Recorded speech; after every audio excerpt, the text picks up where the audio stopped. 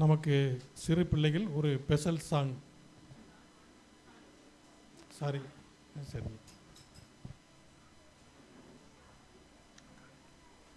காணிக்கை நேரம்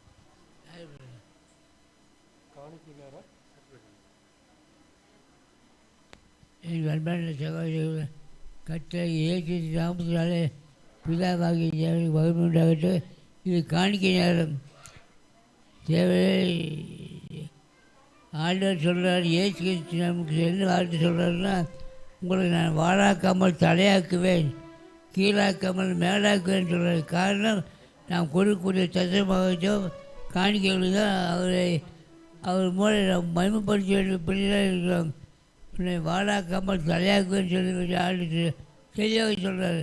இதை கேட்ட நாம் ஒவ்வொருவரும் அவருக்கு எப்பொழுது காணிக்கையோ தசமாகச்சோ தோதியல் காணிக்கையோ செலுத்த தேவன் நமக்கு அன்பாக பேச சொல்கிறார். இந்த நேரத்தில் தசமாக காணிக்கை வைத்திருக்கிறோம். தயவுசெய்து முன்னால் கொண்டு வைக்கப்படி உங்கள் அன்புடன் கேட்டுக்கொள்கிறோம்.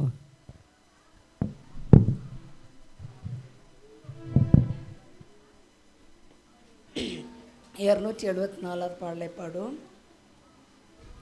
நான் என் சொந்த மல்லையேசு ரத்தம் சேந்தி மீட்டன, பாடுபட்டு ஜீவன் தந்து என்னை ஆண்டு கொண்டன. சொந்தமல்ல இயேசுவே முற்றும் நானும் அடிமை, எந்தன் ஜீவன் செல்வம் யாவும் நித்தமோ மகுடமை. நான் என் சொந்தமல்ல, என்னை கிறிஸ்துவே நாதீனமாய் ஒப்புவித்து அவர்க்கென்று ஜீவிப்பேன் ஆனந்தமாய். சொந்தமல்ல இயேசுவே முற்றும் நானும் அடிமை, எந்தன் ஜீவன் செல்வம் யாவும் நித்தமோ மகுடமை. நான் என் சொந்தமல்ல, ஜீவன் சுகம் காலம் படைப்பேன், ஏஜமானின் சித்தமாக உபயோகம் செய்வேன் நான். சொந்தமல்ல இயேசுவே முற்றும் நானும் அடிமை, எந்தன் ஜீவன் செல்வம் யாவும் நித்தமோ மகுடமை.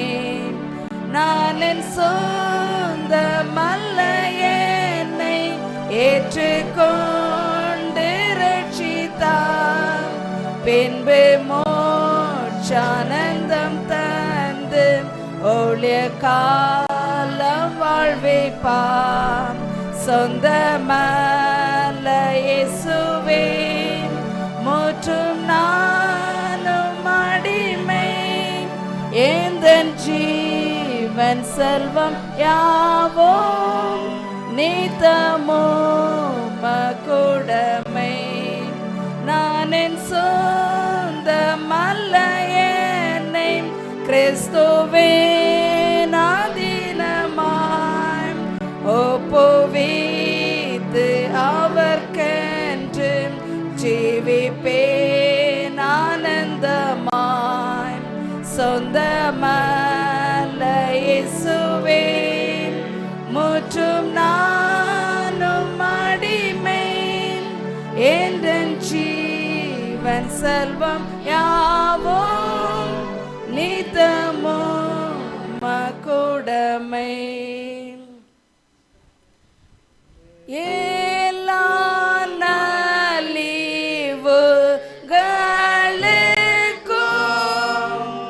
ஊற்றம் கர்த்தாதி கர்த்தரே, உமக்கே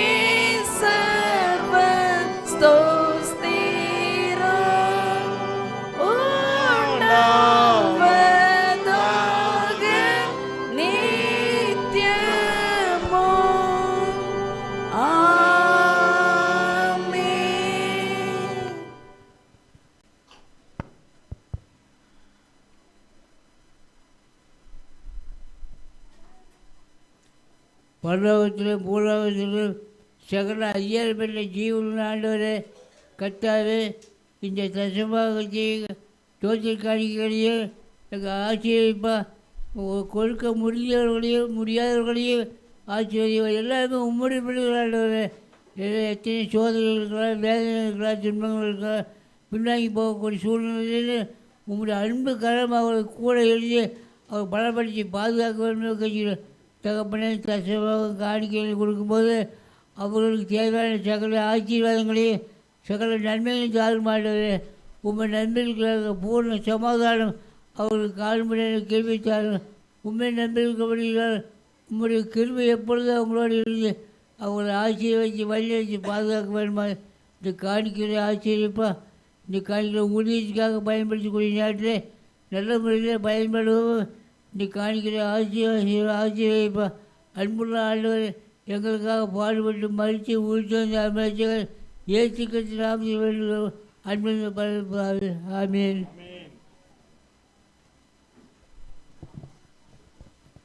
இப்பொழுது நமக்கு சிறு பிள்ளைகள் ஒரு ஸ்பெஷல் சாங் நமக்கு பாடி தருவார்கள்.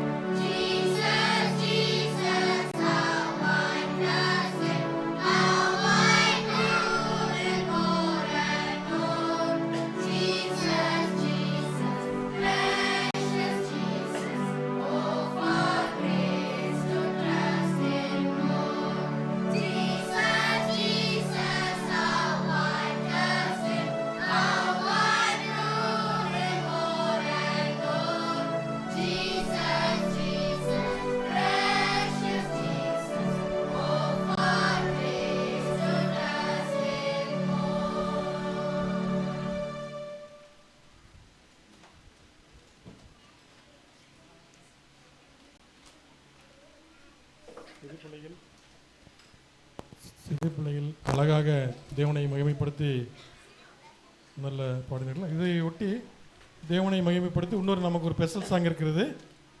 சாம் அண்டு ராயன் அவர்கள் நமக்கு பாடி கொடுப்பாங்க.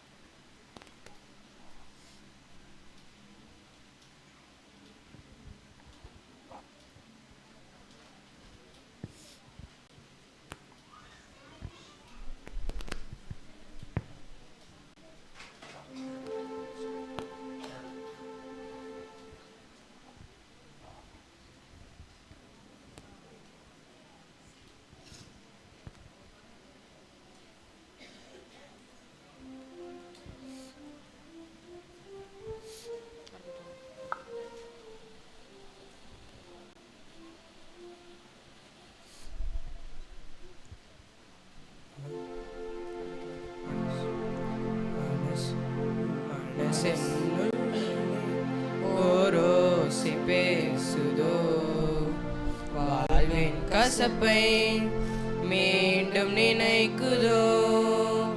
மறந்திடு என்றும் மறக்குதோ?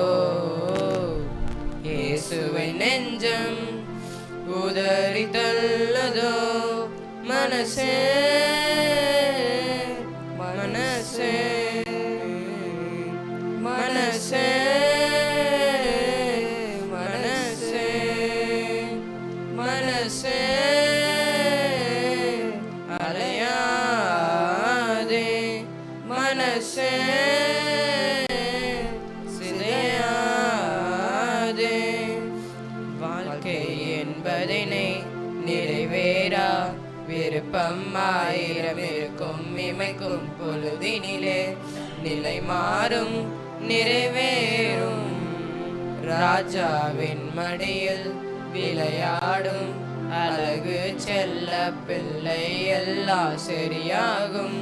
விளையாடு மயிலோடு, காத்திருந்த நேரம் மாறி பூக்கும் நேரம் வரும்.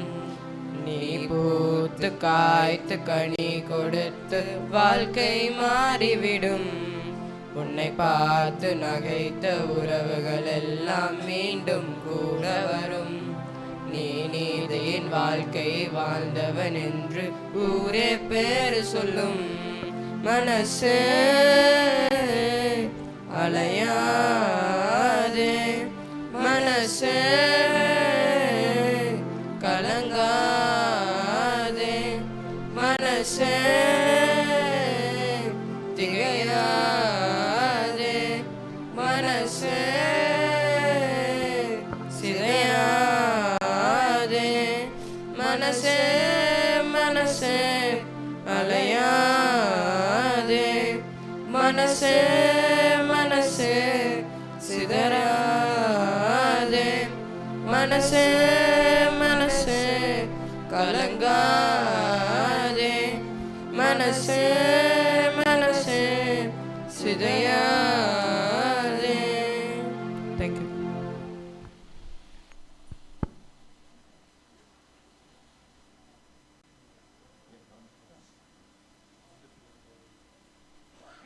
சரி, உக்கிரானத்துவம் என்றால் என்ன?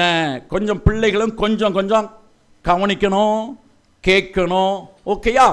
இந்த ஒரு வார்த்தையை சொல்வதற்கே கொஞ்சம் நாவில் சுளுக்கு எடுக்கும் போல இருக்கும். எனக்கே கஷ்டப்படுற என்ன வார்த்தை? உக்கிரானத்துவம்.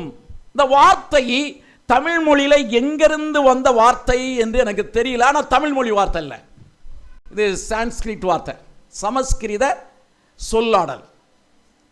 ஆனால் தமிழில் அதை மொழிபெயர்க்க வேண்டும் என்றால் உக்கிரானத்துவம் என்றால் தமிழில் என்ன சொல்றாங்கன்னா, வேதத்தில் ஒரு சில இடத்துல நீங்க வாசிப்பீங்க, அவர் உக்கிர கோபத்தோட எங்க மோசை வந்து பார்வோனுடைய அரமனையை விட்டு கடைசியாக பேசிவிட்டு வரும்போது உக்கிர கோபத்தோட திரும்பி வந்தான். நீங்க வாசிக்கலாம். அப்போ உக்கிரம் என்றால் கவனிச்சுக்காங்க, மிகுந்த, அதிகமான, மிதமிஞ்சிய, இப்படி பொருள் எடுக்கலாம். அப்போ உக்கிரானத்துவம் என்றால் அதாவது ஒரு பொறுப்பை, இறைவனால் அளிக்கப்பட்ட பொறுப்பை அதிக ஜாக்கிரதையோடு, மிதமிஞ்சிய ஜாக்கிரதையோடு, இறைவன் கொடுத்த பொறுப்பை நாம் உண்மையோடு இருக்க வேண்டும் என்ற உள்ளத்தோடு, உணர்வோடு, அதற்கு எவ்வளவு தூரம் நம்முடைய சிந்தனையும் உணர்வையும் ஒப்பு கொடுத்து செய்ய வேண்டுமோ அவ்வளவு தூரம் செய்வதுதான் உக்கிரானத்துவம். சாதாரண பொறுப்பு என்பது வேறு. சாதாரண ஒரு பொறுப்பு என்பது போவோம் வருவோம், எல்லா பொறுப்புகளுமே உண்மையோடு செய்ய வேண்டும், அதான் தேவனுடைய எதிர்பார்ப்பு. ஆனால் சில நேரங்களிலே சில பொறுப்புகளை தட்டி கழிக்கலாம், சில நேரங்களிலே சில பொறுப்புகளை வேண்டாம் வெறுப்போடு செய்யலாம், சில நேரங்களிலே சில பொறுப்புகளை முடியாது என்று சொல்லிவிடலாம். ஆனால் தேவனால் கொடுக்கப்படுகின்ற பொறுப்பு என்பது வேதத்தில், அதிலும் தமிழ் வேதத்தில் பொறுப்பு என்ற வார்த்தையில் அழைக்கப்படாதபடிக்கு என்ன வார்த்தையில் அழைக்கப்படுகிறது? உக்கிரானத்துவம். அதாவது மிதம், அதாவது மிக மிஞ்சிய, மிக ஜாக்கிரதையான, மிக கவனமான இருதயத்தோடு எண்ணத்தோடு செய்வதுதான் உக்கிரானத்துவம். ஓகேயா? ஓரளவுக்கு வாலிப பிள்ளைகள் எங்கே இருக்கிறீங்கன்னு என்னுடைய கண்களுக்கு தெரியல. Okay, I hope you got it, இல்லையா? சரி, இப்போ வேதத்தில் முதலாக இந்த பொறுப்பு யாருக்கு கொடுக்கப்பட்டது? ஆதியாகமம் புஸ்தகம் 1வது அதிகாரம் 28வது வாசிங்க. பின்பு தேவன் அவர்களை நோக்கி, நீங்கள் பலுகி பெருகி பூமியை நிரப்பி அதை கீழ்ப்படுத்தி சமுத்திரத்தின் மச்சங்களையும் ஆகாயத்து பறவைகளையும்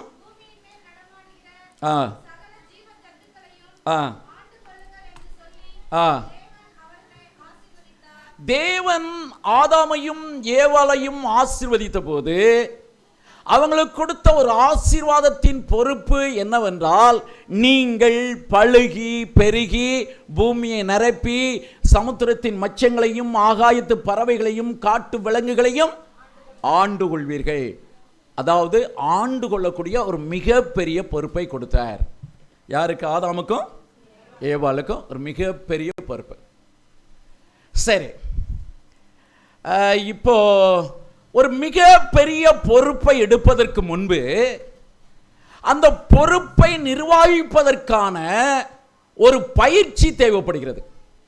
இல்லை, நான் எவ்வளோதான் நம்ம அறிவாளியாக இருந்தாலும் ஞானியாக இருந்தாலும் நீங்கள் நல்ல ஞானமாக இருக்கிறீங்க அப்படிங்கிறதுக்காக ஒரு திடீர்னு ஒரு 18, 20 இப்போலாம் இந்த பாஸ் பண்ணிட்டு வராங்கல்ல, இந்த ஐஏஎஸ் கேடரில் வராங்கல்ல, அவங்களாம் கொண்டு போய் உட்கார வச்சுதாங்க. ஆனால் இன்றைக்கு வரக்கூடிய இந்த இளைஞர் சமுதாயத்தால் சமுதாய பிரச்சனையை தீர்க்க முடிய மாட்டேங்க. படிக்கிறாங்க, புத்தக அறிவு இருக்கு, ஏற்ற அறிவு இருக்கு, ஆனால் சமூக கண்கொண்டு சமூக சூழ்நிலைகளை ஆராய்ந்து ஒரு சிறப்பாக செய்து முடிக்கக்கூடிய அந்த ஞானம் இருக்கிறது என்றால் இல்லை. ஏனென்றால் போதிய பயிற்சி அவர்களுக்கு இல்லை. அப்படி என்றால் தேவன் இந்த ஆதாமுக்கும் ஏவாளுக்கும் கொடுத்த மிகப்பெரிய பொறுப்பு, பூமியை ஆண்டு கொள்ளுங்கள். இந்த மிகப்பெரிய பொறுப்பை செய்வதற்கு அவர்கள் எங்கு பயிற்சி எடுக்க வேண்டும் என்று தேவன் விரும்புகிறார் என்றால், ஆதியாகமம் புஸ்தகம் 2வது அதிகாரம் 15வது வசனம்.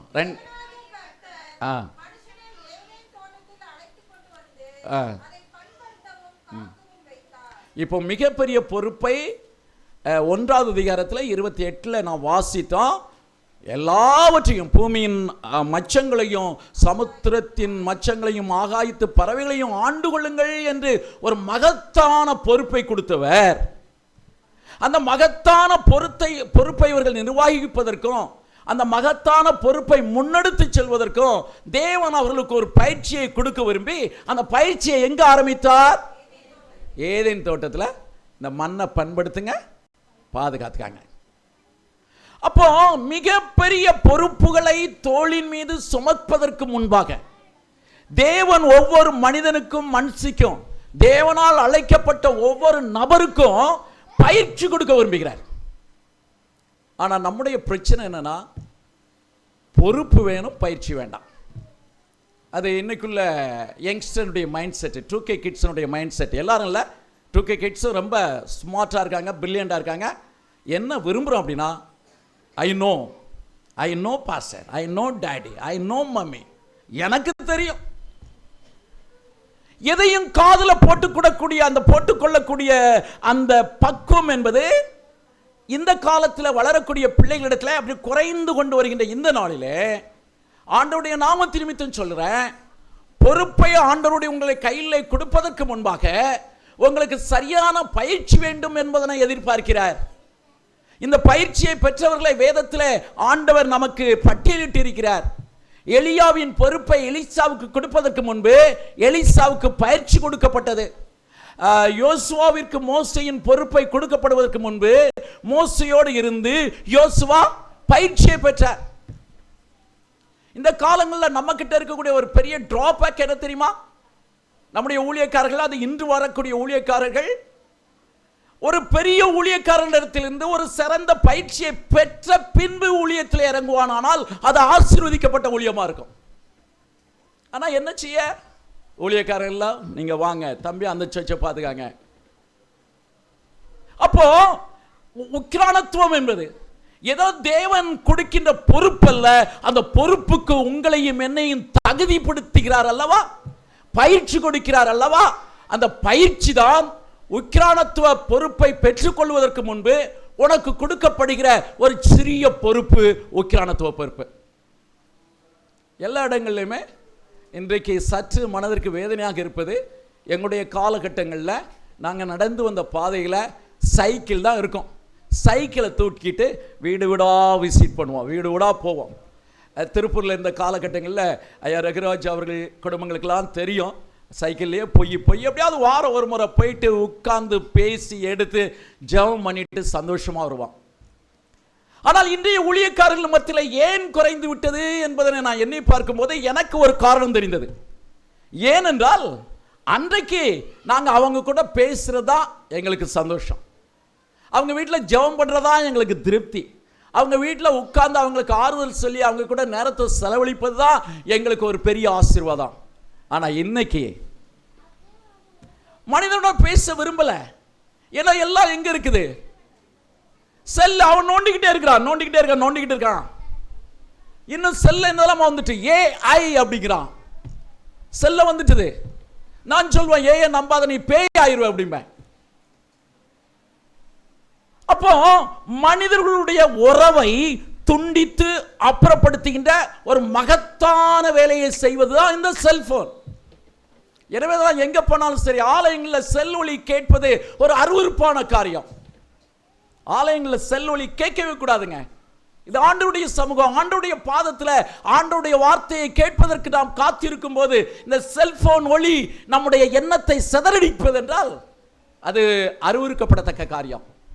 இங்கே மட்டும் இல்லை, தனிப்பட்ட முறையிலேயே ஒரு வீட்டில் போயிட்டு ஜெபம் பண்ணலான்னு அன்னைக்கு ஜெபம் பண்ண செல் ஒலிக்குது. அப்போ நம்ம கவனம் எங்கே போகும்? ஆட்டோமேட்டிக்காக. ஒரு காலத்தில் லேண்ட்லைன் இருந்தது, லேண்ட்லைன் எங்கேயாவது இருக்கும், வீட்டில் ஒரு மூலையில் இருக்கும், அது அங்கே சத்தம் போட்டாலும் பெரிய பாதிப்பை ஏற்படுத்தாது. இப்போ சபைகளில் ஓகே செல்லை சுவிட்ச் ஆஃப் பண்ணியிருந்தோம்.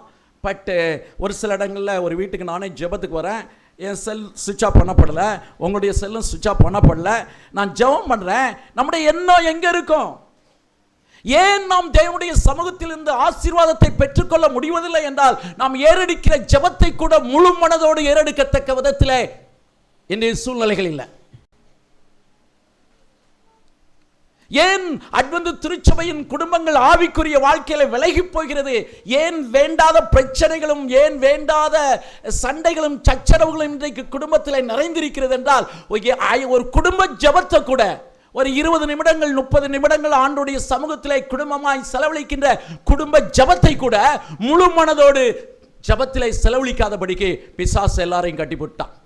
நானும் அந்த கட்டுக்குள்ளாக இருக்கிறேன். ஆலயத்துக்கு வரும்போது மட்டும் தூக்கி எறிஞ்சிட்டு வந்துடுவேன். நானும் அந்த கட்டுக்குள்ளாக இருக்கிறேன். அப்படி என்றால் பொறுப்பை பெற்றுக்கொள்வதற்கு முன்பு நமக்கு கொடுக்கப்பட வேண்டிய பயிற்சியை ஆண்டவர் கொடுக்க விரும்புகிறார். அப்போ உக்கிரானத்துவம் என்பது பொறுப்பு. அந்த பொறுப்பை பெற்றுக்கொள்வதற்கு முன்பு தேவன் நமக்கு கொடுக்கக்கூடிய பயிற்சி. அப்போ எப்படி ஆதாமும் ஏவாளுக்கும் ஆண்டவர் ஒரு மகத்தான பொறுப்பை வைத்திருந்தார். என்ன பொறுப்பு? பிள்ளைகள் கொஞ்சம் கொஞ்சம் கவனிக்கணும், கொஞ்சம் கொஞ்சம் உங்கள் பக்கம் திரும்புவேன், வேற எங்கேயும் கவனத்தை திருப்பக்கூடாது, நீங்கள் அங்கே ட்ராயிங் பண்ணலாம், எல்லாம் பண்ணலாம், பட் கொஞ்சம் கொஞ்சம் உங்கள் பெரிய பசங்க சின்ன பசங்க பிரச்சனை இல்லை, கொஞ்சம் கொஞ்சம் உங்கள் கவனம் இருக்கணும். ஓகேயா? நீங்கள் நல்லா கவனிக்கிறீங்க, காட் பிளஸ் யூ. ஓகேயா? இப்போ ஆதாமுக்கு ஏவாளுக்கு ஆண்டவர் என்ன பொறுப்பை கொடுத்திருந்தார்? நோ, அது பயிற்சியாகி கொடுத்த பொறுப்பு. அவர்களுக்கு முன்பாக வைக்கப்பட்ட பெரிய பொறுப்பு ஆண்டு கொள்ளுங்கள். அவர்கள் அதை இழந்து விட்டார்கள். அந்த பொறுப்பை தேவன் நம்முடைய கையில் கொடுக்க போறார். அதான் வேதத்தில் வாசிக்கணும் இல்லையா? எங்க 1 கொரிந்தியர் புஸ்தகம் 6வது அதிகாரம் 2வது வசனம் வாசிங்க. 1 கொரிந்தியர் 6:2 ஒருத்தர் வாசிங்க. ஓகே. பரிசுத்தவான்களையும் நியாயம் தீர்க்க போகின்ற ஒரு மகத்தான பொறுப்பை தேவன் உங்களுக்கு எனக்கு வைத்திருக்கிறார். இன்னும் வேதத்தில் வெளியாகும் புஸ்தகம் 20வது அதிகாரம் 6வது வசனத்தில் வாசிக்கிறோம், நாம் உயிர்த்து ஆண்டவரோடு கூட 1000 வருஷம். அப்போ நம்ம ஆண்டவரோடு கூட 1000 வருஷம் அரசாளுகிற உக்கிரானத்துவம் இருக்கிறது அல்லவா? அந்த மகத்தான உக்கிரானத்துவத்தை நாம் சிறப்புடன் செய்வதற்கு ஆண்டவர் இந்த பூமியில சின்ன சின்ன பொறுப்புகளை கொடுக்கிறார். இது பெரிய பொறுப்பு. ஆதாமும் ஏவாளுக்கும் எப்படி ஆண்டவர் ஒரு மகத்தான பொறுப்பை கொடுத்து அந்த மகத்தான பொறுப்பை நிறைவேற்றுவதற்கு ஒரு சிறிய பொறுப்பை கொடுத்து அந்த சிறிய பொறுப்பிலிருந்து பயிற்சியை கொடுத்து அவர்கள் அந்த மகத்தான பொறுப்பை நிறைவேற்ற வேண்டும் என்று நினைத்தாரோ அதை அவர்கள் இழந்து விட்டார்கள். இப்போ ஆண்டவர் ஆதாமுக்கு ஏவாளுக்கும் கொடுத்த அந்த மகத்தான பொறுப்பை நம்முடைய கரங்களில் பரலோகத்தில் கொடுக்க போறார். அப்படி கொடுப்பதற்கு முன்பாக தேவன் நமக்கு பயிற்சி கொடுப்பதற்கு எதுவாக அநேக பொறுப்புகளை கொடுத்திருக்கார். எல்லாவற்றையும் பற்றி சொல்ல நேரம் இல்லை. முதல் பொறுப்பு குடும்பம் என்ற பொறுப்பு. குடும்பம் என்ற பொறுப்பு. இந்த குடும்பம் என்ற பொறுப்புல நாம் எவ்விதம் இருக்கிறோம்? நம்முடைய செயல்பாடுகள் எப்படி இருக்கிறது? இன்னைக்கு திருமணமாகி பேர பேத்திகளை பெற்ற பின்பு கூட இருதயம் இணைக்காமல் வாழ்ந்து கொண்டிருக்கின்ற தம்பதிகள் எத்தனை பேர் இருக்கின்றீர்கள்? நம்ம மத்தியில் பேர பேத்தியெல்லாம் பிறந்திருப்பாங்க, ஆனா மனசு ஒன்றா இருக்காது. ஒரு குடும்பத்தில் அந்த பெரியவர் இறந்துட்டாரு. ஜெபமன போயிருந்தோம். நான் அந்த குடும்பத்தை பற்றி கொஞ்சம் தெரிஞ்சதுனால அமைதியாக இருந்தேன். என்னோடு வந்த புது போதகரை அறிமுகப்படுத்துகிற நேரம் அவர் டக்குன்னு வாயை திறந்து, அம்மா கவலைப்படாதங்க, ஐயாவை பரலோகத்தில் காமிங்க அப்படின்னாங்க. உடனே அந்த அம்மா பதறி துடிச்சு, ஐயா அந்த வார்த்தையை மட்டும் சொல்லிடாதங்க, அவனை நான் பரலோகத்திலே பார்க்கக்கூடாது, எங்கேயும் பார்க்கக்கூடாது. அட்வென்ட் குடும்பத்தில் சொல்றேன், என்னை வாழ்க்கை வாழ்ந்தார்கள். இன்று அத்தகைய நிலைமையிலே நாம் வாழ்ந்து கொண்டிருக்கிறோம் என்றால் தேவன் கொடுத்த குடும்ப பொறுப்பிலே கணவனும் மனைவியும் ஒன்றுபட்டு வாழ வேண்டும் என்று இருக்கும்போது கணவன் மனைவி இருவருக்கிடையே ஒரு ஒன்றுபடாத நிலை இருக்குமானால் பரலோகத்திலே அந்த தேவதூதர்கள் அடங்கிய பரிசுத்த கூட்டத்தோடு நம்முடைய இருதயம் எப்படி ஆகும்? இங்க 2 பேர் தான். ஓகே, கணவன் மனைவி சொல்றேன். கணவன் மனைவி 2 பேர் இருதயமே ஒன்றுபட முடியல அப்படின்னா பரலோகத்தில் தேவதூதர்களின் மத்தியில் அந்த பரிசுத்தவான்களுடைய கூட்டத்தோட ஒரே இருதயம் உள்ளவர்களாய் நாம் எப்படி வாழ முடியும்? எப்படி வாழ முடியும்? கொஞ்சம் ஆண்டவருடைய சமூகத்தில் இந்த ட்ரைனிங்கை எப்படி எடுக்கிறோம்? குடும்பம் என்ற ட்ரைனிங் சில நேரங்களில் நம்ம எதிர்பார்க்குறோம். என்ன எதிர்பார்க்குறோம் தெரியுமா? நம்ம இது தவறு இல்லை, பொதுவாக சொல்கிறேன். நம்ம பிள்ளை இல்லைன்னா நம்ம பையனுக்கு ஒரு நல்ல பொண்ணு வேணும், ஒரு நல்ல பையன் வேணும், 2 பேரும் ஸ்பிரிச்சுவலாக அப்படி இருக்கணும், 2 பேரும். ஆனால் நம்ம அருமையான இந்த அழிய போகும் உலகம் அந்த புத்தகத்தை எழுதின அவருடைய பேர் மறந்து போச்சு, டாக்டர் சண்முகநாதன் அவர்கள் அடிக்கடி சொல்லுவாங்க, ஆண்டவர் இணைக்கும் போது 2 ஜோடி செண்டமாக இணைக்கிறது இல்லையா, கரடு முரடான உள்ளங்களோடு குணங்களோடு மைனஸ் ப்ளஸோடு இணைக்கிறாராம். இந்த 2 ஒன்னோடு ஒன்று உரசி கடைசியாக 2 ஒன்று போல இருக்குமா? அதான் யாருடைய சித்தம்? தேவனுடைய சித்தம். அநேக நேரங்களில் செண்டம் இந்த பொண்ணுக்கு மேட்சிங் இதுதான். தேவன் அப்படி இணைப்பதில்லை. அவர் சொல்வார், அவருடைய அனுபவத்திலிருந்து சொல்வார், கொஞ்சம் கரடு முரடை இணைப்பார். கரடு முரடை இணைத்து வைத்து அவர்கள் உரசி சண்டையை போட்டு மறுபடியும் மன்னிப்பை கேட்டு மறுபடியும் ஏன் மனைவி ஏன் கணவன் நம்ம வாழ போகிறோம். இந்த பழைய நாட்களில் இந்த வயதானவங்க திறனையில் உட்காந்து பேசுவாங்க. இப்போலாம் திண்ணைகள்லாம் கிடையாது, கிராமத்தில் பார்த்துருப்பீங்க.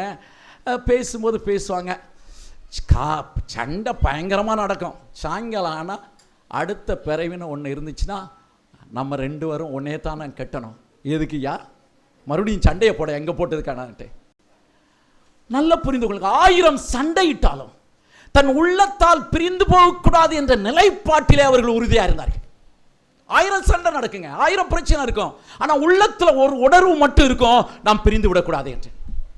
ஆனால் இன்று இளைஞர் தலைமுறை, நம்முடைய வாலிப தலைமுறை, என் அன்பு பிள்ளைகளே, என் அன்பு தம்பிமார்களே, மகன்களே, உங்கள் முன்னால் இந்த கேள்வியை வைக்கிறேன்.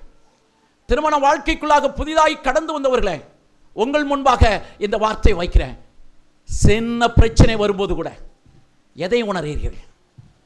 தாய் தகப்பன்மார்களாக இருக்கின்றவர்களே, நீங்கள் தாண்டி வராத பெரிய பிரச்சனை ஒன்று உங்கள் பிள்ளைகள் தாண்டி வரவில்லை. இத்தகைய நிலைமைகள் வரும்போது முடிவு உடனே எடுத்துதாங்க, கொடுத்துட்டு டைவர்ஸ் வேண்டாம். எந்த உள்ளத்தோடு அந்த வார்த்தையை சொல்லுகின்றீர்கள்? எந்த மனதோடு அந்த வார்த்தையை சொல்கிறீர்கள்? பெற்றவர்களை பார்த்து நான் கேட்கிறேன், உங்க பிள்ளைகள் நீங்க போடாத சண்டை ஒன்றும் தாண்டி வரல, உங்களோட கொஞ்சம் தான் சண்டை போடுறாங்க. உங்களுக்குள்ள மிஸ் அண்டர்ஸ்டாண்டிங் கூட பிள்ளைகள்கிட்ட இல்ல, கொஞ்சமா தான் இருக்கு. ஆனா ஒரு சின்ன பிரச்சனைனா என்ன வார்த்தையை போடுறீங்க? பேசாம வந்துரு, பார்த்துக்கலாம், அவன் என்ன பெரியவனா, நீ சம்பாதிக்கிற. காரணம் என்னவென்றால் சம்பாத்தியம். ஏழ்மையிலும் வறுமையிலும் நாம் வாழ்ந்த போது அந்த எண்ணங்கள் நமக்குள் வரவில்லை. பணம் நம்முடைய கையில செழிக்கும் போது, கொளிக்கும் போது, நீ யாரு, நான் நீ இல்லாம வாழ்வேன் என்ற நிலைப்பாட்டுக்குள்ளாக நம்முடைய குடும்பங்கள் தள்ளப்படுகிறது என்றால் என் ஆண்டவரும் சம்பாத்தியத்தை நிறுத்த வேண்டும் என்பது என் ஜெபமாக இருக்கும். கஷ்டப்படாதுங்க. எது முக்கியம்? கணவன் வாழ்க்கை முக்கியமா, சம்பாத்தியம் முக்கியமா? நீ இணைந்து வாழ வேண்டும் என்று தேவன் உன்னிடத்திலே ஒரு பரலோகத்திலே பெரிய கூட்டத்தோடு இணைந்து வாழ்வதற்காக ஒரு சின்ன உக்கிரான தத்துவத்தை உன்னுடைய கரங்களில் கொடுத்திருக்கும் போது, இந்த உக்கிரான தத்துவ பொறுப்பை நீ நிறைவேற்றக்கூடாதபடிக்கு பணத்திற்காக பிரிந்து வாழ வேண்டும் என்று நீ நினைக்கிறாய் என்றால் அந்த பணம் உனக்கு தேவையா, வாழ்க்கை உனக்கு தேவையா? என் அன்பு தேவனுடைய பிள்ளைகளை, நித்தியத்திலே வாழ்வதற்காக தேவன் நம்மை அழைத்திருக்கிறார். கணவன் மனைவி என்பது ஏதோ இங்கே ஒரு 50 வருஷம் சேர்ந்து வாழ்ந்தோம், 60 வருஷம் சேர்ந்து வாழ்ந்தோம் என்பதற்காக அல்ல, நித்தியத்திலும் சேர்ந்து வாழ்வதற்காக இறைவனால் கட்டமைக்கப்பட்ட ஒரு கட்டமைப்பு இந்த திருமணம், பந்தம் என்பது. அப்ப இதுல நம்ம எப்படி இருக்கிறோம்? இந்த ட்ரைனிங், முதல் ட்ரைனிங் குடும்பம். இந்த குடும்பத்தில் வரும்போது, சண்டைகள் வரும்போது, சச்சரவுகள் வரும்போது பேசுவதற்கு நேரம் இல்லை. ஒரே ஒரு சின்ன உதாரணத்தை, குடும்பங்களுக்குள்ள சகோதரிக்குள்ள வரும்போது ஆபிரகாமுடைய வாழ்க்கையின் அனுபவத்துக்கு வருவோம். ஆதியாகமம் புஸ்தகம் 13வது அதிகாரத்தில் 8வது வசனம் என்று நினைக்கிறேன். ஆதியாகமம் 13:8. இங்க ஒரு சம்பவத்தை மட்டும் சொல்றேன், நல்லா புரிஞ்சுக்காங்க. இப்போ லோத்துவுக்கும் ஆபிரகாமுக்கும் பிரச்சனை. இப்போ ஆபிரகாம் வந்து வயசில் மூத்தவர், அவருடைய சகோதரனுடைய பையன்தான். இப்போ மேய்ப்பர்களுக்கு சண்டை. இவர் என்ன பண்ணியிருக்கலாம் தெரியுமா? லோத்து கூப்பிடுப்பா, அவனை கூப்பிட்டு அப்படின்னு இருக்கலாம். லோத்து வந்து சொல்லியிருப்பார், என்ன உன் மேய்ப்பர்கள் பெரிய இது பண்ணுறாங்களா, வாயை மூட சொல்லு, என் கூட பிழைக்க வந்தவன், எனக்கே மதிப்பு இல்லையா? இவர் போனார், லோத்துனுடைய கூடாரத்துக்கு போனார். லோத்துனுடைய கூடாரத்துக்கு போனதும் லோத்து பார்க்குறாரு, என்ன பெரியப்பா சித்தப்பா என்ன அப்படின்னு கேட்டிருப்பாரு. இல்லைடா, ஒன்றும் கொஞ்ச நேரம் சும்மா பேசிட்டு போகலான்னு வந்திருக்கேன். சரி உட்காருங்க. உட்காந்துட்டு, வேற ஒன்றும் இல்லை ராஜா, ஒரு சின்ன பிரச்சனை, வேற ஒன்றும் இல்லை, நம்ம மேய்ப்பர்களுக்குள்ள கொஞ்சம் சண்டையா. அந்த ஒரு வார்த்தையை வாசிங்க பாருங்க, கீழே வாசிங்க.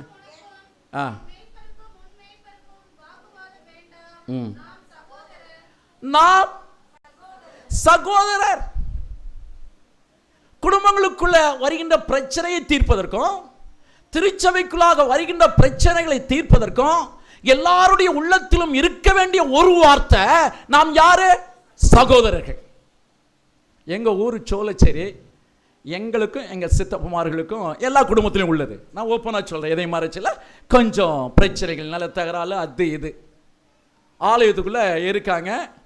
நான் போனேன், உள்ள போறதுக்கு கொஞ்சம் மனசு, நல்ல ஊழியக்காரங்க நிலையிலேயே என் நிலை இப்படி இருக்கும் என்றால் அடுத்தவங்களை குறை சொல்றதுக்கு என்னிடத்தில் ஒன்றும் இல்லை.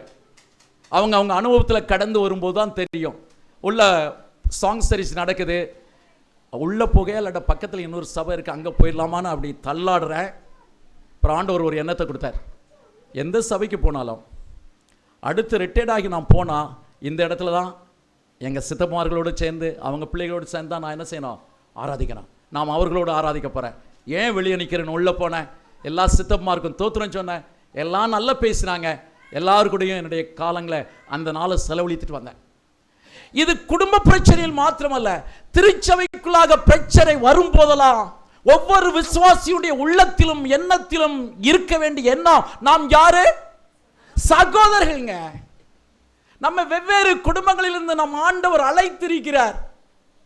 எதற்காக அழைத்தார்? சண்டையிட்டுக் கொண்டு, சச்சரவிட்டுக் கொண்டு, கூச்சலிட்டுக் கொண்டு, தேவனுடைய நாமம் தூசிக்கப்படுவதற்கு ஏதுவாக ஆலயங்களில் கூச்சலும் குழப்பத்தையும் கேட்டு புறஜாதிகள் இது என்ன ஆலயம் என்று சொல்வதற்காக அழைக்கப்பட்டிருக்கோம். இன்னைக்கு அநேக இடங்கள்ல கூச்சலும் குழப்பமும் எங்க இருக்குன்னு தெரியுமா? அந்த பேப்பர்ல போடுவான், chaos and confusion in parliament அப்படின்னு போடுவான். chaos and confusion in legislative அசம்பிளின்னு போடுவாங்க. கூச்சலும் குழப்பமும் இருக்க வேண்டிய இடம் அந்த இடம். கூச்சலும் குழப்பமும் இருக்க வேண்டிய இடம் எந்த இடம் கிடையாது தெரியுமா? திருச்சபை கிடையாது. ஒரு திருச்சபையை பற்றி நல்லா தெரியும். வாரம் வாரம் வாரம் அந்த திருச்சபை இருக்கிற இடத்தை பார்த்தீங்கன்னா சுத்தி வீடுகள், ஆண்டவர் அறியாத பிள்ளைகளுடைய வீடுகள். இன்றைக்கும் அவர்களால் ஒரு ஊழியத்தை செஞ்சு ஒரு 4 ஆத்துமாக்களை உள்ள கொண்டு வந்து விட்டோம் என்று சொல்லுகிற நிலைப்பாடு இல்லை. ஏன்னா வார வாரம் கூச்சலும் குழப்பமும் எங்க கேட்கும்? சபையில். நல்லா சொல்றேன் பாருங்க, வேதம் சொல்கிறது இப்படி உக்கிரானத்துவ பொறுப்பை கொடுத்த பிள்ளைகளிடத்திலே ஆண்டவர் எதை எதிர்பார்க்கிறார் என்றால், இந்த 1 பேதுருவின் புஸ்தகம் 5வது அதிகாரம் 3வது வசனம். 1 பேதுரு 5:3. ஆண்டவர் பொறுப்புகளை கொடுக்கிறார். இந்த பொறுப்பு என்பது இன்னும் ஓகே நிறைய சொல்லுங்க, வாசிங்க. சுதந்திரத்தை இருமாப்பாய் ஆளுகிறவர்களாக அல்ல. சபையில மேல இருந்து கீழே வரைக்கும் பிரச்சனைக்கு காரணம் என்னவென்றால், தேவன் கொடுத்த இந்த உக்கிரானத்துவத்தை எப்படி ஆளக்கூடாது? இருமாப்பாய் ஆளக்கூடாது. எனக்குங்க என் ஆண்டவர் எனக்கு சொல்லி கொடுத்த வார்த்தைங்க. நான் அவர்கிட்ட பாஸ்டர் கஷ்டம் அப்படின்ட்டேன். நான் தலைப்பட்டு பேச முடியாதுன்னு, இல்லை பாஸ்டர் எதையாவது டச் பண்ணுங்க அப்படின்னாங்க. நேற்று ஆண்டவரோடு கூட உட்கார்ந்த பிறகு ஆண்டவர் எனக்கு கொடுத்த பாடம், இருமாப்பாய் ஆள்கின்ற ஒரு உள்ளம் ஒரு தலைவனிடத்திலோ போதகனிடத்திலோ விசுவாசிகளிடத்திலோ வந்துட்டுனா அந்த சபை முடிஞ்சு போச்சு. நாம் சகோதரர்கள். நீங்க யார் எனக்கு? நீங்க என் சகோதரிகள், நீங்க என் சகோதரர்கள், இது என் பிள்ளைகள். அப்ப நான் இருமாப்பா உட்கார்ந்துட்டு நான் வந்துட்டேன்டா பிரசிடென்ட், அங்க வா, என்னம்மா அப்படியா, போ பார்த்துக்கலாம். ஐயா என்ன, அதெல்லாம் பிறகுதான் பேச முடியும். இது எது? இருமாப்பு. சுதந்திரத்தை தேவன் கொடுத்த உக்கிரான பொறுப்பு. ஒருவேளை ஒரு தலைமை போதகன் என்ற நிலையில் இருக்கலாம், திருச்சபையின் போதகன் என்ற நிலையில் இருக்கலாம், இல்ல திருச்சபையின் மூப்பன் என்ற நிலையில் இருக்கலாம், இல்ல திருச்சபையில தேவன் கொடுத்த பொறுப்புகளாகிய ஓய்நாள் பள்ளிக்கூட நிகழ்வுகளை முன்னின்று நடத்துகின்ற பொறுப்பாக இருந்தாலும், இருமாப்பாய் அந்த பொறுப்பை நாம் கையாளும் போது அது தேவனுடைய ஆசீர்வாதத்தை நம்மை விட்டு மட்டுமல்ல, நம்முடைய குடும்பத்தை விட்டும் திருச்சபையை விட்டு அப்புறப்படுத்தும். இன்றைக்கு மேலிருந்து கீழே வர பிரச்சனைகளுக்கு காரணம் என்னவென்றால், தேவன் கொடுத்த சுதந்திரத்தை எப்படி ஆண்டு கொண்டு இருக்கிறோம்? இருமாப்பாய் ஆண்டு கொண்டு இருக்கிறோம். இருமாப்பாய் ஆண்டு கொண்டு இருக்கிறோம். தேவன் இத்தகைய சுதந்திரத்தை கொடுக்கலங்க. இருமாப்பாய் ஆள்வதற்காக தேவன் நமக்கு சுதந்திரத்தை கொடுக்கல. பொறுப்புள்ள உக்கிரானத்துவம். பொறுப்பு என்று வரும்போது இன்னொரு காரியத்தையும் உங்களுக்கு ஞாபகப்படுத்துகிறேன். வெறுமனமே பொறுப்பு இல்லைங்க. உக்கிரானத்துவம் என்ற வார்த்தைக்கு விளக்கங்கள் கொடுப்பதற்கு அந்த ஒரு வார்த்தை போதாது. பொறுப்பு என்ற வார்த்தை பொதுவாக சொல்லிவிடுறான். பொறுப்பு என்பதும் ஒரு சின்ன வசனத்தை வாசிப்போம். லூக்காவின் புஸ்தகம் 22வது அதிகாரம் 9வது வசனம். கொஞ்சம் தெளிவுபடுவதற்காக இன்னும் ஒரு 10 நிமிடம் இல்லை என்றால் 5 நிமிடம் தான் எடுப்பேன். கொஞ்சம் ஓகே.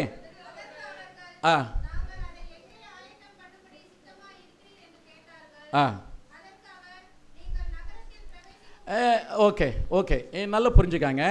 ஏசப்பா தன்னுடைய பஸ்காவை ஆசரிப்பதற்கு முதலிடத்தில் சீடர்களை ஒரு இடத்தை ஆயத்தப்படுத்திட்டாங்க. இவங்க என்ன பண்ணாங்க தெரியுமா? மறு கேள்வி கேட்குறாங்க. என்ன கேள்வி? நாங்கள் ஆண்டவர் பொறுப்பு கொடுத்துட்டார்ப்பா, வாப்பா அங்கே போய் பார்ப்போம், அந்த இடம் ஓகே, அந்த இடம் தான் சரியான இடம், இல்லாட்ட இந்த இடத்தை பார்ப்போம். உக்கிரானத்துவம் என்பது பொறுப்பை பெற்றுக்கொள்வது மாத்திரமல்ல, அந்த பொறுப்பை எப்படி செய்ய வேண்டும் என்ற ஆலோசனையை ஆண்டவரிடத்தில் பெற்றுக்கொள்வது. இன்னைக்கு நம்ம கிட்ட இருக்கக்கூடிய பெரிய ப்ராப்ளம் என்னன்னா, பொறுப்பு ஆண்டவர் கொடுத்துருவாரு, அதை எப்படி நடத்தணும் எப்படி செய்யணும் ஆண்டவர்கிட்ட ஆலோசனைக்கு போக மாட்டோம். பொறுப்பு கொடுத்துட்டார் ஆண்டவர். என் அன்பு தேவனுடைய பிள்ளைகளை, சீசருடைய வாழ்க்கையிலிருந்து வாழ்விலிருந்து தேவன் நமக்கு கற்றுக் கொடுக்கிற மிக பாடம், பெரிய பாடம். ஏற்கனவே சொல்லி ஆயத்தப்படுத்துங்கன்னு சொன்னார். நீங்களும் நானும் கற்றுக்கொள்வதற்கு தான் அந்த வார்த்தையில் கொடுக்கப்பட்டிருக்கு. ஆயத்தப்படுத்துங்கன்னு சொன்னார். சரி, ஆண்டவரே சொல்லிட்டாருப்பா. நேராக போனோம், ஒரு வீட்டை பார்த்தோம், எங்கேயாவது ஒரு இடம் இருக்கான்னு பார்த்தோம், எல்லாம் ரெடி பண்ணி படுத்திருக்கலாம். அடுத்த கேள்வி கேட்டாங்க, உம்முடைய சித்தம் என்ன? நாங்கள் எங்கே ஆயத்தப்படுத்துகிறோம்? பொறுப்புகளோடு இருக்கின்ற தேவனுடைய பிள்ளைகளுக்கு உக்கிரான பொறுப்பை குடும்பமாக இருந்தாலும் ஆலயமாக இருந்தாலும் நிர்வாகமாக இருந்தாலும் ஆண்டவர் கொடுக்கும் போது அடுத்த கேள்வி என்ன கேள்வி வரணும்? உம்முடைய சித்தம் என்ன ஆண்டவரே? நான் ஈரோட்டுக்கு வந்திருக்கிறேன், உங்களுடைய சித்தம் என்ன ஆண்டவரே என்று கேட்கின்ற கேள்வி எனக்குள் வரணும். ஆண்டவர் கொடுத்துட்டாருன்னு போய் உட்கார்ந்துட்டு இருக்கக்கூடாது. உங்களுடைய சித்தம் என்ன? எந்த முகாந்திரத்தோடு என்னை ஈரோடு கொண்டு வந்தீங்க? ஏன் ஆண்டவரை இந்த இடத்துக்கு கொண்டு வந்தீங்க? சொல்லுங்க ஆண்டவரே என்று கேட்கக்கூடிய ஒரு பெரிய உக்கிரானத்தக்காரவனாய் நம்முடைய வாழ்க்கை மாற வேண்டும் என்று தேவன் எதிர்பார்க்கிறார். என் அன்பு ஆண்டவருடைய பிள்ளைகளை இன்னும் சொல்லணும், நிறைய காரியங்களை சொல்லலாம். வேத புத்தகத்தில் ஒரு மகத்தான தன்னிடத்தில் கொடுக்கப்பட்ட உக்கிரானத்த பொறுப்பை நிறைவேற்றி முடித்தவர்கள் என்றால் அநேகர் உண்டு. அதில் முதல்ல பவுல் என்ற மனிதனை குறித்து சொல்ல விரும்புகிறேன். 2 கொரிந்தியர் புத்தகம் 11வது அதிகாரம் 11:29. நிறைய பேர் உண்டு அதில், புரியுதா? சரி. ஒருவன் பலவீனமானால் பாருங்க, சில நேரங்களில் பவுலை போல கண்டித்து உணர்த்தணும் அப்படின்ட்டு வார்த்தைகளை விட்டுருவோம்.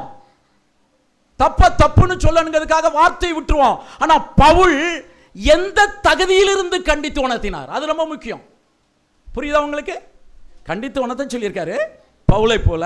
ஆனா பவுல் இருந்த தகுதியை இழந்து விட்டு கண்டித்து உணர்த்தணும் அப்படின்னா பிரச்சனை ஆயிடும். பவுல் எந்த தகுதியில் இருந்தா தெரியுமா? ஒருவன் பலவீனனானால், வாசிங்க, நானும் பலவீனனாகிறது இல்லையோ, ஒருவன் எடறினால். என்ன ஒரு உக்கிரானத்துவத்தின் ஊழியக்காரன்! ஒருத்தன் பலவீனம் ஆயிட்டானா என் மனசு எப்படி இருக்கும்? நான் பலவீனம் ஆயிடுவேன். ஒருத்தன் எடறி விழுந்தானா நான் சந்தோஷப்படுறது இல்ல. எடறி விழுந்தான் அப்படின்னா என் மனம் எரியணுங்க. அந்த அனுபவத்துக்குள்ளாக வந்திருக்கிறோமா? குடும்பத்திலும் அதுதான், திருச்சபையிலும் அதுதான்.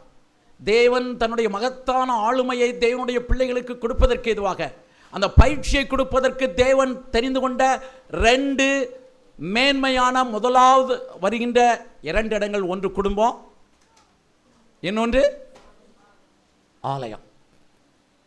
இந்த 2 இடத்திலும் நம்முடைய பொறுப்புகள் சரியாக நிறைவேற்றப்படும் என்றால் அடுத்த மகத்தான பொறுப்புக்கு நாம் ஆயத்தமாகிறோம். இந்த 2 இடத்துல ஒரு இடத்துல நம்முடைய பொறுப்பு தவறும் என்றாலும் அந்த மேன்மையான பரலோகத்தின் ஆளுமையை நாம் பெற்றுக்கொள்வதற்கு தவறி விடுவோம். பவுல் அப்போஸ்தலனுடைய வாழ்க்கையில் இருந்தது, ஒருவன் எடறினால் நான், நல்ல வசனம், ஒருவன் பலவீனமானால் நானும் பலவீனம் ஆகிறது இல்லையோ, ஒருவன் மனசு. நம்முடைய அட்வென்ட் திருச்சபையினுடைய நிலைமை எப்படி இருக்கு? ஒரு விசுவாசி வரல அப்படின்னா எப்படி இருக்கு மனசு? ஐயோ வரலையே. தேவனுடைய திருச்சபை, ஈரோடு திருச்சபை அதற்கு விதிவிலக்கு என்று நினைக்கிறேன். நான் ஒரு முறை சபையை சொல்லாமல் சொன்னேன். நம்ம சபைக்கு வெள்ளிக்கிழமை இன்னொரு இடத்துக்கு போனேன், பயணப்பட்டு போனேன், திரும்ப வர முடியல.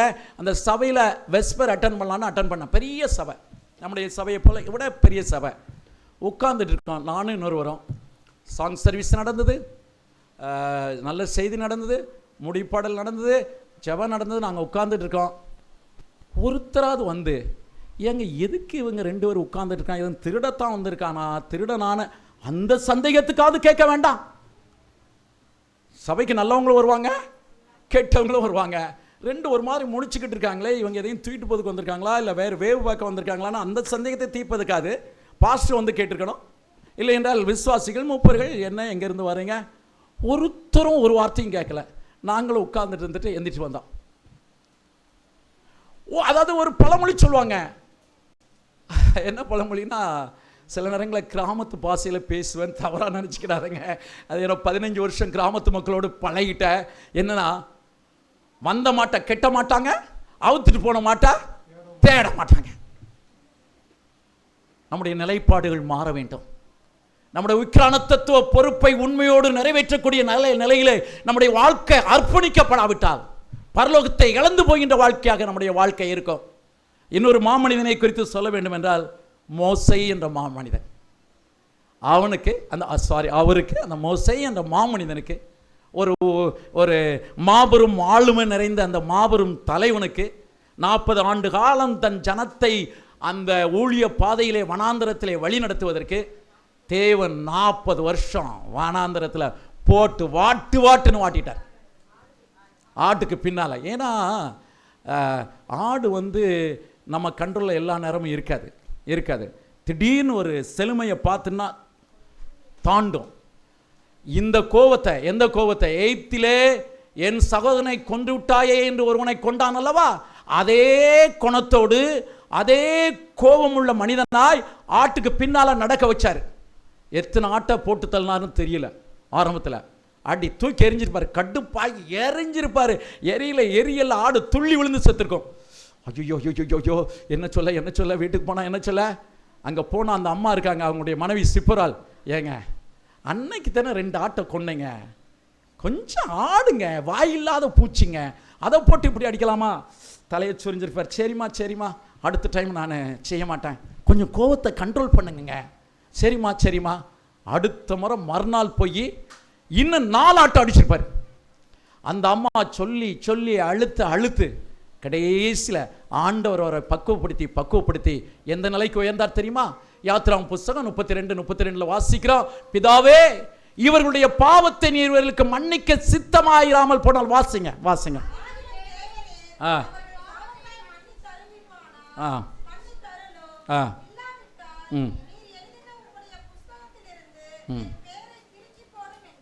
எங்கிருந்து இந்த குணம் வந்தது? ஒரு மகத்தான குணம்.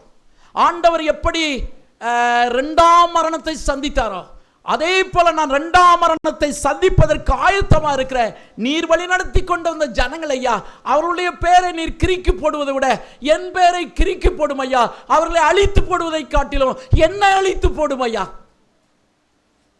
எப்படியாப்பட்ட ஒரு மனிதனை எப்படி ஆண்டவர் மாற்றினார் தெரியுமா? அந்த மகிமையின் உக்கிரானத்துவத்தை பெற்றுக்கொள்வதற்கு 40 ஆண்டுகள் ஆண்டவர் அவனோடு நடந்து அவனோடு பேசி அவன் செய்த தவறுகள் எல்லாம் மன்னித்து மறுபடியும் அவனுடைய மனைவி மூலமாக, மாமனார் மூலமாக அவனுக்கு பொறுமையை கற்றுக் கொடுத்து கடைசியில் எந்த நிலைக்கு உயர்த்தப்பட்டார் என்றால், என் ஆண்டவரே, என் அன்பு தகப்பனே, ஐயா மன்னிச்சிருங்கப்பா, அவங்கள மன்னிச்சிருங்கப்பா, மன்னிச்சு விட்டுருங்கப்பா, வேண்டாம்ப்பா மன்னிச்சு விட்டுருங்கப்பா. நீங்க மன்னிக்க முடியாதுன்னா முதல்ல என்ன கொன்றுங்க, அதுக்கு பிறகு அந்த ஜனங்களை கொள்ளுங்க. அதனுடைய அர்த்தம் அதுதான். முதல்ல என்ன கொன்றுங்கப்பா. நான் உயிரோடு இருந்து நீர் அவங்க அழிகிறத, நீர் அவர்களை அழிப்பதை நான் பார்க்க கூடாது, என்ன கொன்றுப்பா. உக்கிரான தத்துவத்தின் ஒரு மேன்மையுள்ள, ஒரு உண்மையான, மகத்தான ஒரு குணம். என் வாழ்க்கையை நான் இழந்து போறேன், அவர்களுடைய வாழ்க்கையை இழந்து போகக்கூடாது. நம்முடைய குணங்கள் மாற வேண்டும். நம்முடைய உக்கிரானத்துவ பொறுப்பு என்பது நம்முடைய குடும்பத்தில் ஆரம்பிக்கிறது, கணவன் மனைவிக்குள்ளாக ஆரம்பிக்கிறது. 1000 பிரச்சனைகள் இருந்தாலும், சண்டைகள் இருந்தாலும், எங்களை இணைத்து வைத்தவர் தேவன் என்று சொல்லுகின்ற அந்த வார்த்தை இருக்கிறது அல்லவா? நம்ம இணைத்தவர் கடவுள் என்று சொல்லுகின்ற அந்த வார்த்தை இருக்கிறது அல்லவா? ஆண்டுடைய சமூகத்தில் நின்று நாம் வாக்குத்தத்தம் கொடுத்தோம் என்று அந்த நினைவு இருக்கிறது அல்லவா? ஆண்டுடைய சமூகத்தை ஊழியக்காரர்கள் வந்து நின்று கைகளை பிடித்து கொடுத்து ஒரு பவ்யமாய், பக்தி வினயமாய் ஆண்டுடைய சமூகத்திலே உடன்படிக்கை செய்தோம் அல்லவா? அந்த எண்ணம் இருக்கிறது அல்லவா? அந்த எண்ணத்தை விட்டு விடாமல் காப்பதுதான் ஒரு உண்மையான குடும்ப உக்கிரான தத்துவம். 2வது, திருச்சபையில் பிரச்சனைகள் வரத்தான் செய்யும். பிரச்சனை வராமல் திருச்சபை இருக்கவே இருக்காது. அப்படி பிரச்சனை வராமல் இருக்குன்னா நாம் இங்கே இருக்கக்கூடாது, பரலோகத்துக்கு எடுக்கப்பட்டுறணும். ஏன்னா பிரச்சனையே இல்லாமல் இருக்குன்னா நம்ம எல்லாரும் பரலோகத்துக்கு, இன்னைக்கு மற்ற சபைகள் போதிக்கிற போதனையின்படி பரலோகத்துக்கு சபை எடுக்கப்பட்டு சொல்கிறாங்களா, அங்கே போயிடணும். பிரச்சனை இருக்கத்தான் செய்யும். பிரச்சனைகளை தாண்டி நடந்து ஒருவருக்கு ஒரு மன்னித்து மறந்து நம் சகோதரர்கள் என்று சொல்லி நாம் ஒன்றோடு ஒன்று இணைந்து அந்த உக்கிரானத்துவ பொறுப்பை நிறைவேற்றும் போது ஆண்டுடைய சமூகத்தில் நாம் இணைந்திருப்போம். அந்த நல்ல வாழ்க்கையை கர்த்தர் உங்களுக்கு கொடுப்பதற்காக காத்திருக்கிறார். முடிவுப்படலுக்கு முன்னால் கொஞ்சம் உட்காந்து கொஞ்சம் மைண்டை செட் பண்ணுங்க, கொஞ்சம் யோசிங்க. ஏதோ பிரசங்கங்கிறத கேட்டுட்டு அப்படி எந்திரிச்சு போகிறதில்ல. நான் அடிக்கடி உங்கள்கிட்ட சொல்லியிருக்கேனா இல்லையான்னு தெரியல. ஒரு ஆஃபீஸர் கீழே வேலை பார்க்குறீங்க, ஆஃபீஸர் கூப்பிட்டுங்க, வாப்பா உட்காருங்கிறாரு. உட்காந்து ஒரு சில காரியங்களை சொல்கிறாரு. ஒன்று சரின்னு சொல்லிட்டு போனோம், இல்லைங்க முடியாதுன்ட்டு போனோம். 2ம் சொல்லாமல் போனால் அதை யாரை அவமதிக்கிறது? ஆஃபீஸர். அதே போல் ஆண்டுடைய சமூகத்தில் செய்தியை கேட்டீங்க. சரி, செய்தியை கேட்டான், ஏதாவது ஒன்று சொல்லிட்டு போடலாம். ஒன்று ஆண்டவரை ஒப்பு கொடுக்குறோன்னு சொல்லிட்டு போனோம். இல்லை அப்படின்னா கஷ்டப்பா, ஒன்றும் பிரச்சனை இல்லை, ஆண்டவர் உதவி செய்வார். வேதம் சொல்கிறது, அந்த திமிர்வாதக்கார மகனை கொண்டு வந்தவன் நீ விசுவாசிக்க கூடுமானால் எல்லாம் ஆகும் என்று ஆண்டவர் சொன்னபோது அவன் சொல்றான், ஆண்டவரே என் அவிவிசுவாசம் நீங்க படிச்சு, என்னால் முடியலப்பா, சொல்லல முடியல, என் மனம் கடினமாக இருக்கு, எனக்கு உதவி செய்யுங்கன்னா கடவுள் உதவி செய்யறதுக்கு ஆயத்தமாக இருக்கார். எத்தனை உதவிகளை செஞ்சிருக்காரு. ஆபத்து நேரம், நாசமோச நேரம், நம்முடைய குடும்ப பிரச்சனைகளை எவ்வளோ உதவி செஞ்சார். இந்த உதவி செய்ய மாட்டாரா? ஆண்டவருடைய சமூகத்தில் எழுந்து நிற்போம், ஜெபிக்க போகிறோம். இயேசுவுக்கே ஒப்புவித்தேன் என்ற பாடலில் ஒரு 2 அடியை பாட போகிறோம். 2 அடியை பாட போகிறோம். ஆண்டவருடைய கரத்தில் பாடலை பாடுவதற்கு முன்பு கொஞ்சம் கொஞ்சம் கொஞ்சம் நம்மை ஒப்பு கொடுத்து பழகுவோம். ஒப்பு கொடுத்து பழகுவோம். செய்தியை கேட்கும் போதெல்லாம், செய்திகள் நமக்கு வரும்போதெல்லாம், கர்த்தருடைய வார்த்தை வரும்போதெல்லாம், ஆண்டவரே 2 வார்த்தைகளில் ஒன்றை கேட்கணும். சரிப்பான்னு சொல்லுவோம், முடியலை அப்படின்னா முடியலான்னு சொல்லுவோம். நம்ம ஆண்டவர் அந்த வார்த்தையை கேட்டு நம்ம இது கோபம் கொள்கிற தெய்வன் அல்ல, நம்மளை பரிவோடு பார்க்கிற தேவன், நம்முடைய குண இயல்பை மாற்றுகிற தேவன், நமக்கு குண மேம்பாடை கொடுக்கிற தேவன். ஒரு மகத்தான பொறுப்பை, அவரோடு 1000 வருஷம் அரசாட்சி செய்கிற மகத்தான பொறுப்பை தேவன் நமக்கு கொடுக்க போகிறார். அந்த மகத்தான உக்கிர தத்துவ பொறுப்பை தேவன் நமக்கு கொடுப்பதற்கு முன்பு கர்த்தர் கொடுக்கிற இந்த பயிற்சி கூடங்கள் நம்முடைய குடும்பத்தில் எனக்கு தெரியாதுங்க, பிளவுபட்ட உள்ளத்தோடு யாராவது இருப்பீர்கள் என்றால், என் ஆண்டவர் உங்களுக்கு கொடுக்கக்கூடிய அழைப்பு, சீர்பொருந்திக்காங்க. ஒருவேளை கணவன் இந்த இடத்துல இல்லாமல் இருக்கலாம், மனைவி இந்த இடத்துல இல்லாமல் இருக்கலாம். என் ஆண்டோடைய நாமத்தினாலே கர்த்தர் ஈரோடு திருச்சபைக்கு இன்று கொடுக்கின்ற மாபெரும் அழைப்பு. கொஞ்சம் கொஞ்சம் கொஞ்சம் உள்ளத்தில் வாங்க, நாங்கள் சேர்ந்து வாழங்க எண்ணத்துக்கு வாங்க. சற்று உரசலோடு சண்டையிட்டு கொண்டிருக்கின்ற போக்கு ஏதாவது குடும்பங்களில் இருக்குமானால் ஆண்டவருடைய சமூகத்தில் கையேந்துங்க. அப்பா எங்களை ஒப்பு கொடுக்குறேன், அப்பா நாங்கள் இணைந்து வாழணும் ஐயா. எங்களுக்குள் இருக்கிற சண்டைகள், சச்சரவுகள் எங்கள் பிள்ளைகளின் மத்தியிலே தாறுமாறான இனத்தை கொண்டு வந்து எங்களுடைய பிள்ளைகள் உண்மை விட்டு தூரமாய் வாழ்க்கையில் அழிந்து போகாதபடிக்கு எங்களை ஒப்பு கொடுக்கிறதுன்னு யாரு ஆண்டவருடைய சமூகத்தில் வேண்டுதல் செய்கின்றீர்களோ உங்களை பார்த்து என் தேவன் சந்தோஷப்படுவார், என் தேவன் மகிழ்ச்சி அடைவார். ஆண்டவர்கிட்ட அந்த பொறுப்பை கொடுங்க, கர்த்தர் பொறுப்படுத்திக் கொள்வார். அதே போல தேவனுடைய திருச்சபையில் மனஸ்தாபங்கள், மன வருத்தங்கள்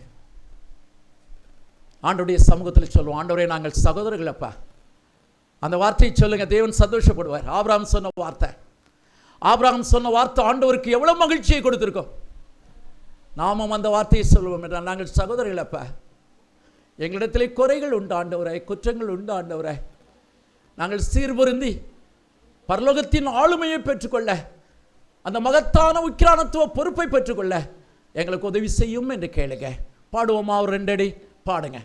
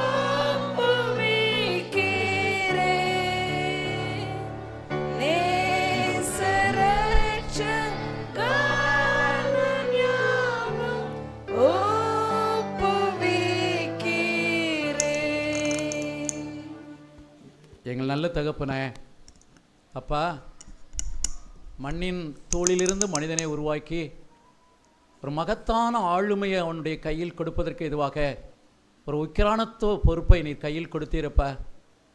பாவத்தினால் அந்த மகத்தான ஆளுமையை மனிதன் இழந்து போன போது எங்கள் அன்பு தெய்வம், எங்கள் இரட்சகர், எங்கள் மீட்பர் இயேசுவை இந்த பூமிக்கு அனுப்பி எங்களுக்கு முன்மாதிரியாய் ஒரு சிறந்த உக்கிரானத்துவ பொறுப்புள்ள இரட்சகராய் நடந்து திரிந்து எங்களுக்கு மறுபடியும் அந்த ஆளுமையை கொடுப்பதற்கு நீர் சித்தம் கொண்டீரே அப்பா. அந்த நல்ல கிருபைக்காய் உம்மை நன்றியோடு துதிக்கிறோம் எங்கள் அன்பின் தகப்பனே. அப்பா, எங்களுக்கு ஒரு மகத்தான ஆளுமையை வைத்திருக்கிறீர். எங்களுடைய முன்னோர் பாவத்தினால் இழந்து போன ஆளுமையை திரும்ப கொடுப்பதற்கு நீர் மகத்தான கிருபையை எங்களுக்காய் நீர் உண்டு பண்ணி உம்மோடு கூட 1000 வருஷங்கள் மட்டுமல்ல ஆண்டவரே, நித்திய நித்தியமாய் அரசாள வேண்டுமென்று ஒரு பெரிய திட்டத்தை எங்களுக்காக வைத்திருக்கிறீர் ஆண்டவரே.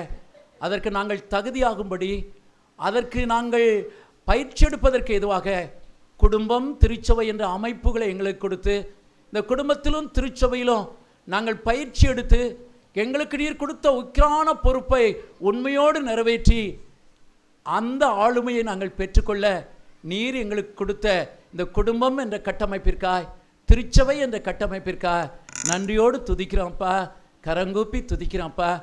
என் அன்பு தகப்பனே, ராஜாவே, எங்களுடைய குடும்பங்களை உடைய சமூகத்தில் அர்ப்பணிக்கிறோம் அப்பா.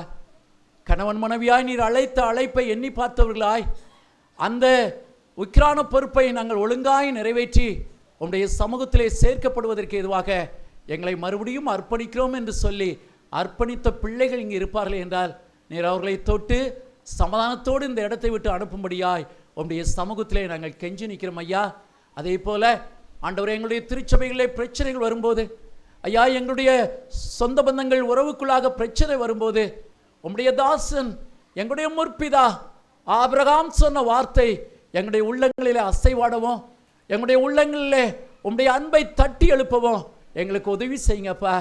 நாங்கள் சகோதரர்கள் அப்பா, வெவ்வேறு குடும்பங்களிலிருந்து, வெவ்வேறு குடும்ப பின்னணியிலிருந்து, வெவ்வேறு வாழ்க்கை வாழ்ந்த எங்களை ஒரே சகோதரனாய் சகோதரியாய் ஒரே குடும்பமாய் நீர் அழைத்து கொண்டு வந்தீரப்பா. அந்த அழைப்பை எண்ணி பார்த்து எங்களுடைய வாழ்க்கையில சரி செய்ய வேண்டிய காரியங்களை சரி செய்து, விட வேண்டிய காரியங்களை விட்டுவிட்டு உமக்கு பிரியமாய் வாழ்ந்திருக்க கிருபை கொடுங்கப்பா. பிள்ளைகளுடைய வேதனைகளை சந்திங்க, மனப்போராட்டங்களை சந்திங்க, பிள்ளைகளுடைய பிரச்சனைகளை சந்திங்க, பிள்ளைகளுடைய சரீரத்திற்கு சுகத்தையும் பலத்தையும் கொடுங்கப்பா. உம்முடைய பிள்ளைகளுக்காய் ஊழியக்காரனாய் அடியேன் கையேந்துகிறேன் ஐயா, கையேந்துகிறேன் அப்பா. பிள்ளைகளுக்கு கிருபையை காண்பீங்க, இரக்கத்தை காண்பீங்க, பிள்ளைகளை ஆசீர்வதிங்க.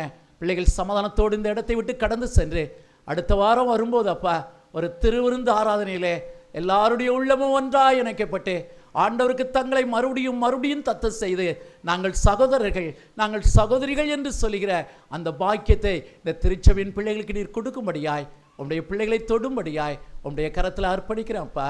ஏற்றுக்கொள்ளும். உமக்கே மகிமை உண்டாகட்டும். எங்கள் அன்பாண்டவர் அருமை இரட்சகர் இயேசுவின் நாமத்திலே கேட்கிறோம் எங்கள் நல்ல பிதாவே. ஆத்மாவே கர்த்தரை ஸ்தோத்திரி, என் முழு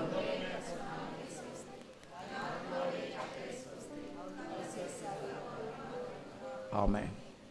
என் அன்பு பிள்ளைகளே, நம் பிதாவாகிய தேவனுடைய அன்பும் நம் இரட்சகரும் மீட்பருமான இயேசு கிறிஸ்துவின் கிருபையும் இரக்கமும் சமாதானமும் நம்மை ஆண்டு வழி நடத்துகிற ஆவியானவருடைய வழி நடத்துதலும் தொடர்ந்து நம்மோடும் நம் குடும்பத்தோடும் நம்முடைய திருச்சபை குடும்பத்தோடும் இன்றும் என்றும் எப்பொழுதும் இருப்பதாக. ஆமென், ஆமென்.